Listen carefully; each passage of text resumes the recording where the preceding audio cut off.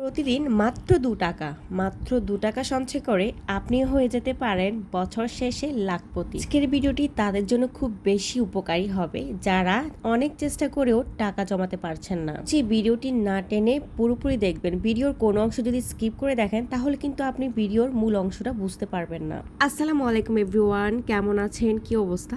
আশা করছি বেশ ভালো আছেন। আলহামদুলিল্লাহ আমরাও কিন্তু অনেক ভালো আছি। তাই অনেকগুলো শুকনো কাপড় জমা হয়েছিল, তো সবগুলো নিয়ে আসলাম। এখন আমি ভাঁজ করে নিচ্ছি। আমাদের ক্ষণিকের জীবনে টাকা কিন্তু সবচেয়ে মূল্যবান বস্তু। কথায় বলে যার টাকা আছে তার নাকি সবই আছে। কথাটা কিন্তু একেবারেই খাঁটি সত্য। টাকা ছাড়া এই পৃথিবীর কেউই কিন্তু আপনাকে দাম দিবে না, আপনার কোনো সম্মানই থাকবে না। আমরা অনেক টাকা ইনকাম করার জন্য অনেক কষ্ট করে পরিশ্রম করে থাকি, কিন্তু এই কষ্টের টাকাগুলো একটু সঞ্চয় করতে আমরা যেন একটু অলস হয়ে যাই। আমরা টাকা সঞ্চয় করতে যেন কোনোভাবেই পারি না। কথায় বলে বসে বসে খেলে রাজার ধনও পুড়িয়ে যায়। আপনার টাকা আছে বলে আপনি অনায়াসে খরচ করতেছেন। যদি এমন কোনো দিন আসে যেদিন আপনার হাতে টাকা নেই, সেদিন আপনি কি করবেন? একবারও কি কখনো ভেবে দেখেছেন? আজকালকার যুগে কেউ কিন্তু কাউকে ধার দিতে চায় না। এই টাকা থাকতে থাকতে আমাদের সবারই উচিত আমাদের প্রয়োজন মতো টাকা সঞ্চয় করে নেওয়া। কত ২ টাকার কয়েন নষ্ট করে ফেলি, কত ২ টাকা ফেলে দিই, অযথা কয়েনগুলো আমরা বাসায় ফেলে রাখি, এখানে সেখানে পড়ে থাকে।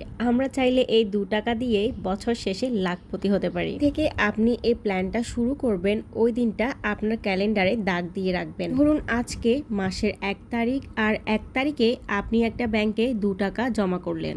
ঠিক পরের দিন অর্থাৎ ২ তারিখে আপনি ২ টাকা দ্বিগুণ পরিমাণ অর্থাৎ ৪ টাকা জমা করবেন। এরপর আপনার প্ল্যানের তৃতীয় দিন অর্থাৎ ৩ তারিখে আপনি ৪ দুগুণা ৮ টাকা জমা করবেন। আপনি যেদিন যে টাকাটা জমা করছেন এর পরের দিন ঠিক এটার দ্বিগুণ পরিমাণ টাকা আপনাকে সেভ করতে হবে। তারিখে যদি আপনি ৮ টাকা জমা করে ফেলেন তাহলে আপনি ৪ তারিখে জমা করবেন ৮ দুগুণা ১৬ টাকা। কি নিয়মটা আপনি পুনরাবৃত্তি করবেন, আপনার ঠিক পঞ্চম দিন আপনি ১৬ দুগুণা ৩২ টাকা সেভ করবেন। ঠিক এভাবে সপ্তম দিনে আপনার জমা হবে ১২৮ টাকা।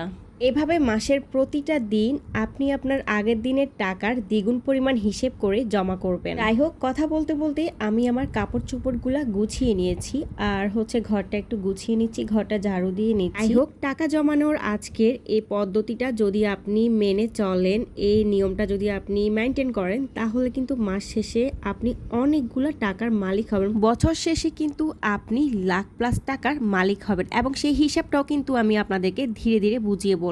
কি ঘরটা ঝাড়ু দিয়ে গুছিয়ে নিয়েছি, আর এখন আমি চুলাটা পরিষ্কার করেছি। পরিষ্কার করে চুলায় আমি ভাত বসিয়ে দিয়েছি। রেসিপি খুবই সিম্পল। আজকে আমি ডাল দিয়ে পেঁপে রান্না করব, আর সাথে থাকবে ডিম ভাজা। আচ্ছা, আপনারা কারা কারা ডাল দিয়ে পেঁপে রান্না করে খেতে পছন্দ করেন কমেন্টস করে কিন্তু জানাবেন। আমার কিন্তু এই রান্নাটা ভীষণ ভালো লাগে, আর এটার সাথে গরম গরম ডিম ভাজা হলে তো কিছুই লাগে না। ডাল পানি দিলাম, এরপর পেঁপেগুলা দিয়ে দিলাম। পেঁপেগুলা আগে কেটে রেখেছিলাম এবং ধুয়ে রেখেছিলাম। আচ্ছা, যেটা বলছিলাম, আমাদের ৭ দিনে টাকার পরিমাণ হয় ১২৮ টাকা। তাহলে আমাদের প্রথম মাসে টাকা জমবে ৯৩০ টাকা। ৩০ টাকা প্রায় ১০০০ টাকার কাছাকাছি। সো ১০০০ টাকা কিন্তু আমরা অনেক সময় জমা করতে একসাথে পারি না। তো আমরা যদি ২ টাকা দিয়ে সঞ্চয়টা শুরু করি তাহলে কিন্তু খুব সহজভাবে মাসে ৯৩০ টাকাটা সেভ করতে পারবো। ৩০ দিনে মানে এক মাসে আপনার ৯৩০ টাকা যেটা হবে, এর পরের মাসের ১ তারিখ থেকে আপনি ঠিক ৯৩০ টাকা দ্বিগুণ পরিমাণ টাকা আপনাকে জমাতে হবে। এবার কিন্তু ব্যাপারটা একটু কঠিন এবং একটু হার্ড মনে হচ্ছে, তাই না? তবে হ্যাঁ, এটা কিন্তু ধীরে ধীরে আরো বেশি কঠিন থেকে কঠিনতর হবে। তবে আপনি যদি একবার এই প্ল্যানটা স্টার্ট করেন, তখন কিন্তু আপনার টাকা খরচ করার যে একটা মেন্টালিটি ছিল, আপনি যে পরিমাণ টাকা খরচ করতেন আগে, তার থেকে কিন্তু খরচের পরিমাণটা অনেকটাই কমাতে পারবেন। মাত্র মাথায় একটা জিনিস সেট করে রাখবেন, সেটা হচ্ছে বছর শেষে আপনি লাখ টাকার মালিক হবেন, বছর শেষে আপনি লাখপতি হবেন। এই লাখপতি এই শব্দটাই কিন্তু আপনার মাথার মধ্যে খরচ কমানোর যে একটা মেন্টালিটি, ওটা কিন্তু পুরোপুরি রিমুভ করে দিবে। একটা কথা আমি আপনাদেরকে বলে রাখি, আপনি যে কোনো কাজ একটা টার্গেট নিয়ে শুরু করবেন। টার্গেটবিহীন উইদাউট প্ল্যানে কোনো কাজ করলে ওই কাজের সফলতাটা আসে না। যদি আপনি একটা প্ল্যান নিয়ে কাজ করেন, যদি একটা টার্গেট ফুলফিল করার ট্রাই করেন, তাহলে আপনি যে কোনো কাজে 100% সফল হবেন। ও যাই হোক, এখানে কলার খোসা ভাজতেছি। আপনারা ভাবতে পারেন যে আমি প্রথমে বলে রাখছি যে আজকে ডাল পেঁপে রান্না করছি আর ডিম ভাজি, এখানে আবার আরেকটা রান্নার রেসিপি কেন দেখাচ্ছি। তো এটা হচ্ছে পরের দিনের ভিডিও। ছোট বাচ্চা নিয়ে আসলে ওভাবে কমপ্লিটলি সবগুলো ভিডিও করা হয় না, তো দেখা যায় যে আজকের রান্নার একটু ভিডিও, কালকের রান্নার একটু ভিডিও নিয়ে নিয়ে আমি কিন্তু আমার লং ভিডিওগুলোকে সাজাই। খোসাগুলোকে অনেক আগে ব্লেন্ডার করে আমি ফ্রিজে রাখছিলাম, ভুলে গিয়েছিলাম এগুলোর কথা। তো আজকে হচ্ছে নামিয়ে ভেজে নিলাম আর কি। আর এখানে একটা ডিম দিয়ে দিয়েছি, ডিম দিলে খেতে কিন্তু আরো বেশি মজা লাগে কলার খোসা ভাজা। এক মাসে আমাদের কত টাকা জানি জমছিল? হ্যাঁ, এক মাসে আমাদের 930 টাকা জমছিল। এভাবে এই পদ্ধতির মাধ্যমে আপনার 100 দিনে, মাত্র 100 দিনে জমা হবে 10,100 টাকা। 100 দিনের মাসের হিসাবটা হচ্ছে 3 মাস।